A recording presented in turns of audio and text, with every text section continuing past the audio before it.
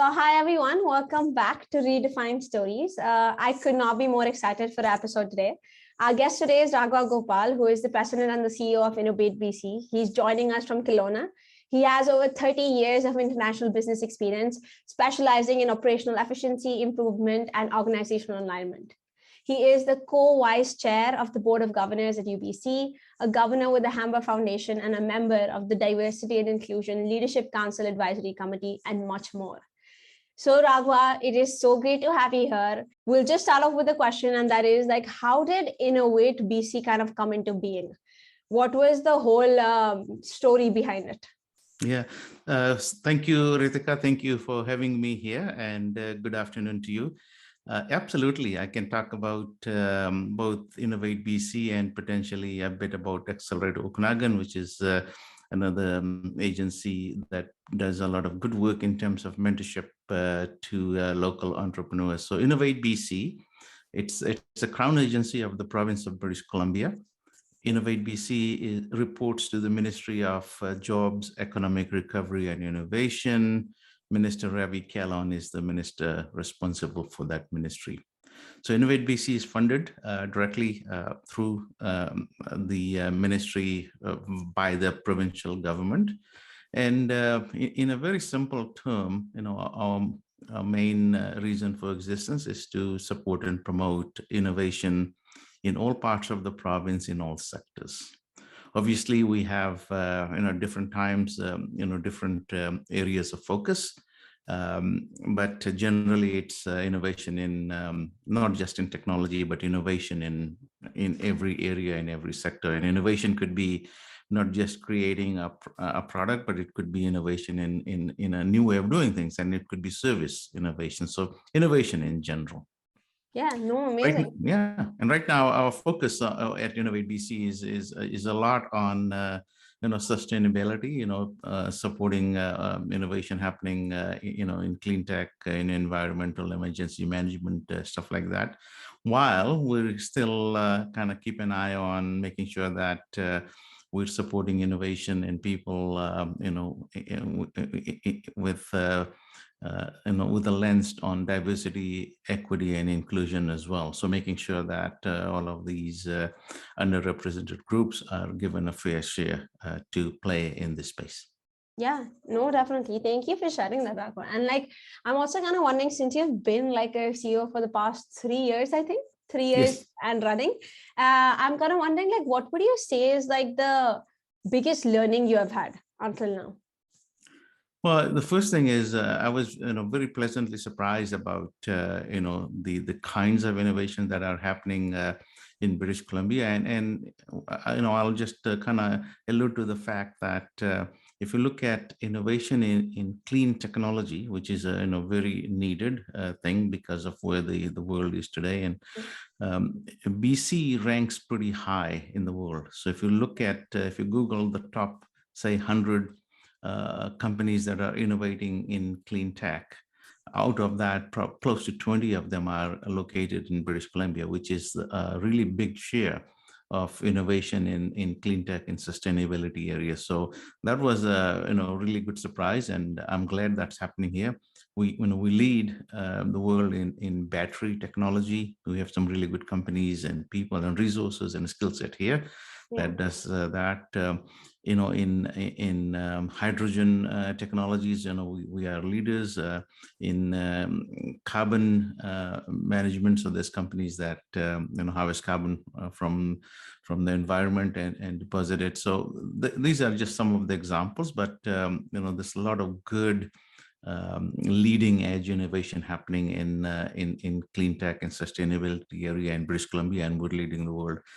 And then the big surprise, well, it shouldn't be a surprise, is that I think Vancouver or British Columbia is becoming renowned as the world hub for Web3. So convergence of, AR, VR, artificial intelligence, blockchain, quantum, all of those technology into one that's called Web3. And, we are leading the world. So that's very exciting as well. Yeah, no, definitely. And since you have so much experience in the innovation industry in general, what is kind of your vision about the industry in general? Like, where do you think the innovation industry is heading? I think in British Columbia, as you know, anyway, I'll just kind of talk specifically about BC. Yeah. I think just the couple of areas that I talked about in terms of sustainable innovation and sustainable side, innovation in web. But I think in British Columbia has been very strong in terms of innovation in life sciences technologies. There's some very amazing, great companies located in BC that have done space in that. And the recent one was Epsilora that really helped with the mRNA technology that was for the vaccines for COVID-19 vaccine. So they played a humongous role, and that company has grown tremendously as well. So that particular sector will continue to support that. That will continue to grow in British Columbia. So I'm pretty excited that there are some different sectors that are continually growing in British Columbia, and I see that currently tech and innovation, I think, provides about 7% of gross GDP to the province, and I'm seeing that we can actually double that in the next 5 to less than 10 years. So what it basically says, that's humongous growth, and I'm pretty excited about that. Yeah, same here. And now, I mean, like, you've also worked as a mentor for quite some time, right? So I'm kind of wondering is like, you may have worked with a lot of organizations until now. So I'm kind of wondering, like, has it ever happened? Because, especially when you become really experienced, it's like, most often it's like, if you say something, it's most likely it's going to happen. But has there ever been a time where, like, when you were working with this one organization, or you thought it would become this really huge, big thing, and somehow it doesn't turn out to be like that? Has anything ever happened whereby, like, it's not what you expected and things just kind of go the other way around? And if so, how did you kind of like, I don't know, what did you learn from that? Yeah, there's many, and just my background, as a software engineer, creating, starting, companies and then growing it, scaling it, exiting. So I've got a lot of experience in there. And then after doing that, I spent a lot of time, a lot of years in just mentoring a lot of companies. I would say a few hundred. Providing them ideas and guidance, and investing in them personally as well. So I would say I've seen probably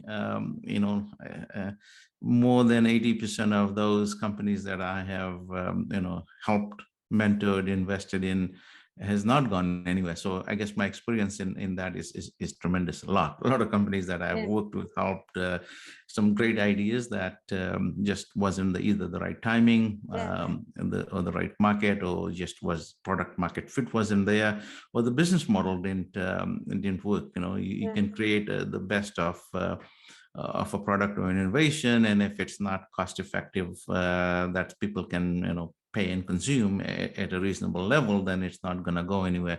So I've seen many examples of those. But every one of those, I would say, example provides you with some learnings. It gives you a bit of insight of, if you decide to kind of look deep into it, it will give you some idea of what was the reason why it didn't go. And what you do is basically corral all of those ideas to make sure that when you're working with the next next big thing, that you kind of bring all of those experiences and issues and say, okay, these are the things that you should be aware of because it hasn't worked in the past. So great collection of experiences where it didn't work, and some experiences of where things worked really well, and companies are flourishing. So yeah, no, definitely. Now, kind of just switching boats a little bit here, what would you say is your proudest achievement? Can you repeat that? Sorry. Yeah. What would you say is your proudest achievement? My proudest achievement, I think I'll take it back to the Okanagan region, where I've lived for over 43 years. So I born, raised, and educated in a small country, island of Fiji. and then arrived in Kelowna, like I said, just over 43 years ago. Helped started the very first tech software company here. At that time, there was nothing else, so grew that, sold that, but helped also build a bit of a technology ecosystem here to make sure there were more companies that we could talk to, and employees that we hired had option to work in a few different organizations, not just one. And in the first 20 years or so, I was able to attract a few companies here.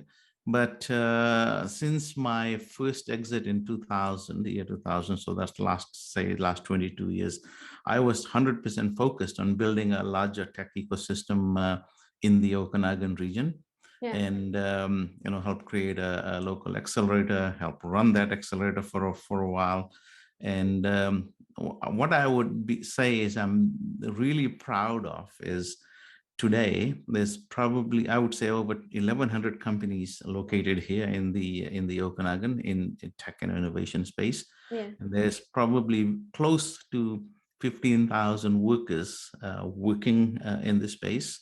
It adds to about $2 billion to the local economy, which is humongous, and which is more than agriculture and tourism combined. And this particular region has, the economy for the last 150 years has been agriculture mainly. In the last 30 years, tourism started to sort of form and become a significant contributor to the economy. So agriculture and tourism has been sort of the main economic engine over here. But now, with a bit of help from community and stuff, technology and innovation has surpassed both of them combined. So I'm pretty proud of that fact that it has also become all kind of like a model for a small area, to be very entrepreneurial and very innovative. So that's, I'm happy to have played a major role in that. So that's, I would say, is my probably the most proudest achievement over the last little while. I mean, that does sound really huge, actually.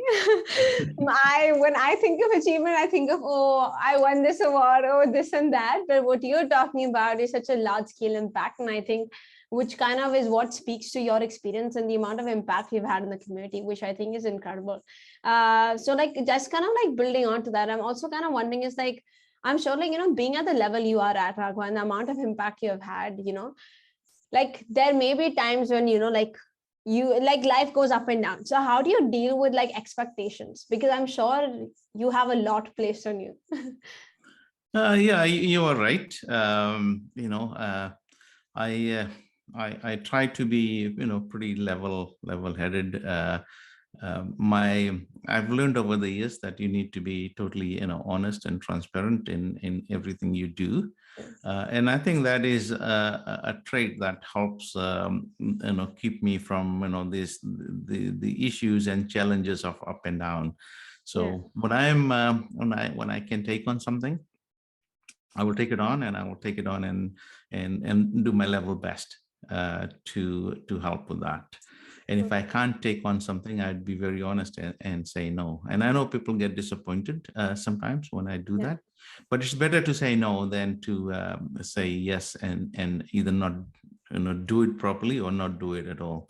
So I think just having that methodology or style of just being totally transparent. And so if you asked me to take on something right now and explain what it was, I will, if I can take it on, I will tell you, and I will take it on. And if I do take it on, it's going to be like, I'll be on it, not 100%, but 200%.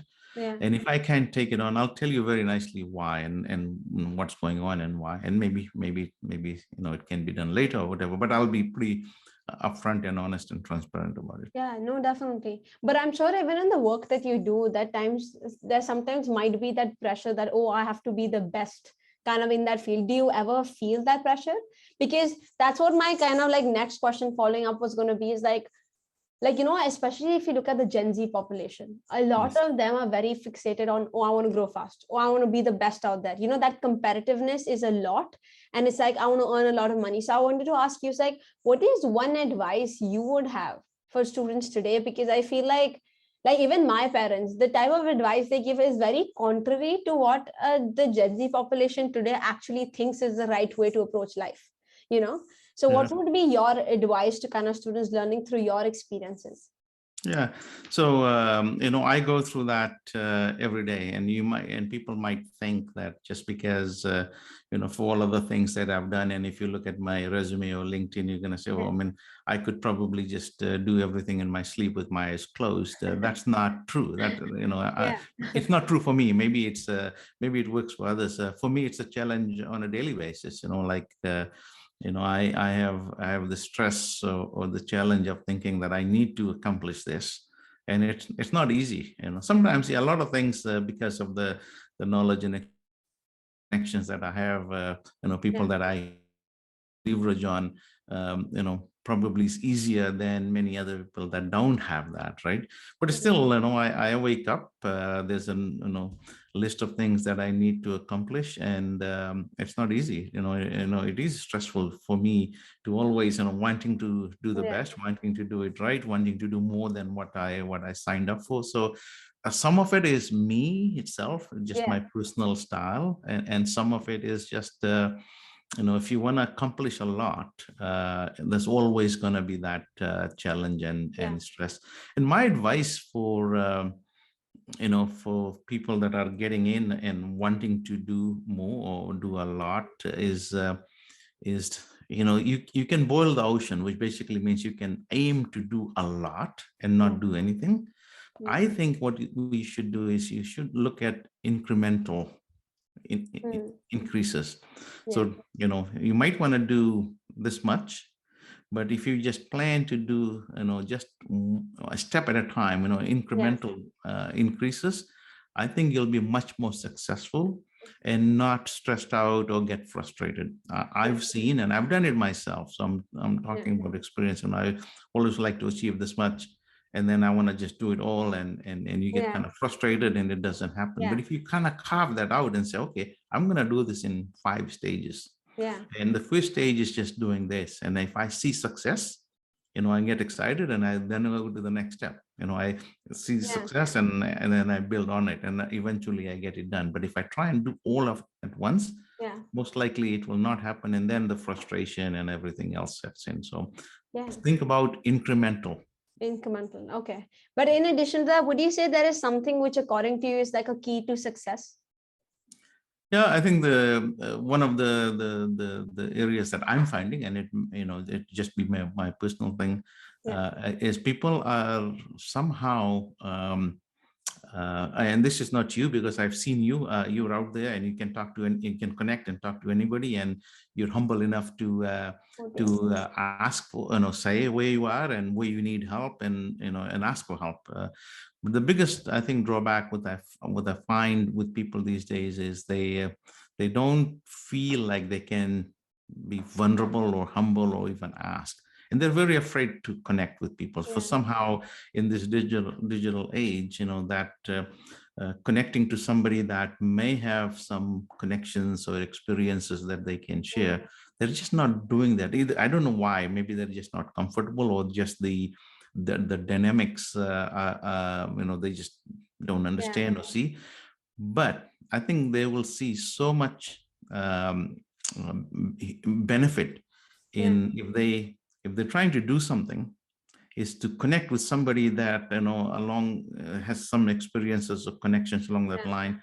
It can really leapfrog what you're doing, as opposed to kind of doing it yourself and within yourself, getting frustrated, not moving forward. If you do connect with somebody that can leapfrog you, get you moving, I think you'll see a huge change. So I would say, be open, connect with people, be humble.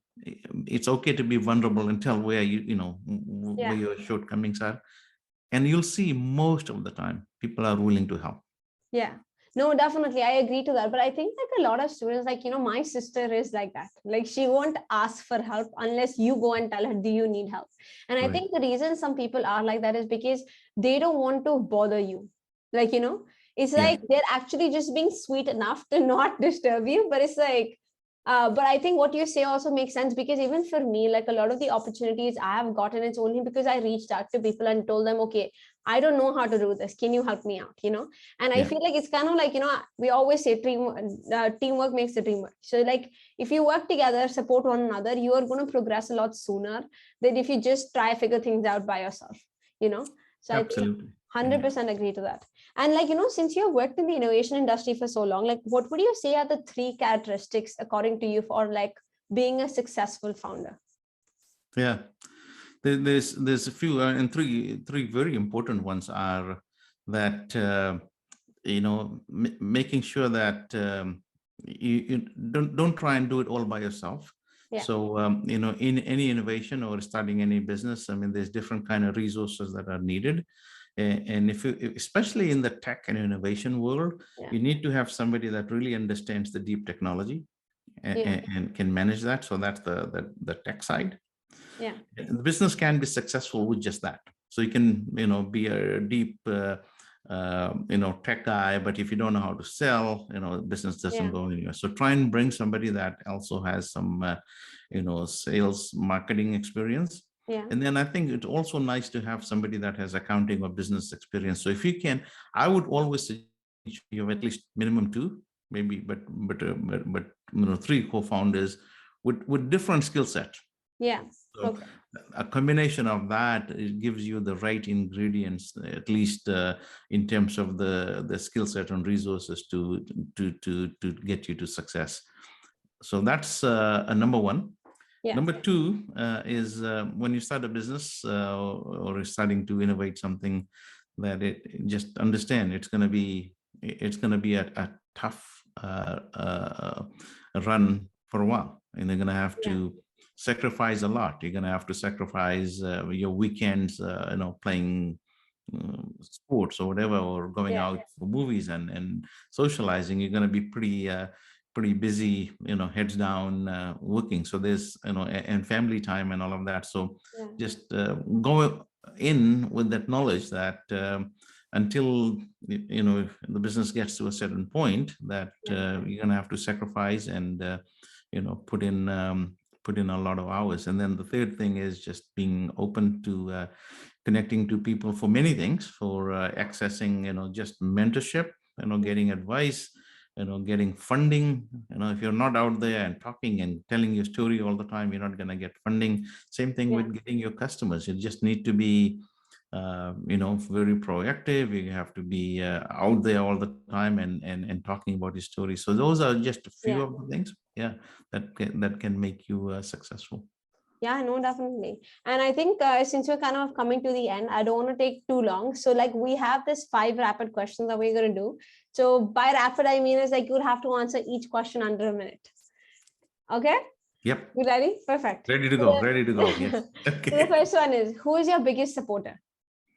My family, my wife and my kids are the strongest and biggest supporters. They bring me down in line when I'm out of line, and they are there to lift me up when needed. Amazing. How do you keep yourself motivated? I just look at the world today and all the things that are happening, and I just kind of focus on where I can make a little change. So again, I don't just thrive on making huge impacts. I'm totally happy to make small incremental changes. Amazing. What is something you would encourage your younger self to do? Like if you could go back in time. Ask that again. Yeah, if you could go back in time, what is Yeah. something you would encourage your younger self to do? I would have given myself the same advice. Is I was very inward. I didn't have the confidence to talk to people and leverage the mentorship that I could have. So I would now, knowing going back, I would be very open. And the first thing I would do is make sure I made all the right connections. Amazing. What is a lesson you pass down to your children? Pass down to your children. To my children. Yeah, nothing comes easy. If you want to be successful, It's a lot of hard work. Everybody wants to have a pretty easy streak. There's no free lunch. Yeah. Be prepared to work hard. Yeah. What is something you fear?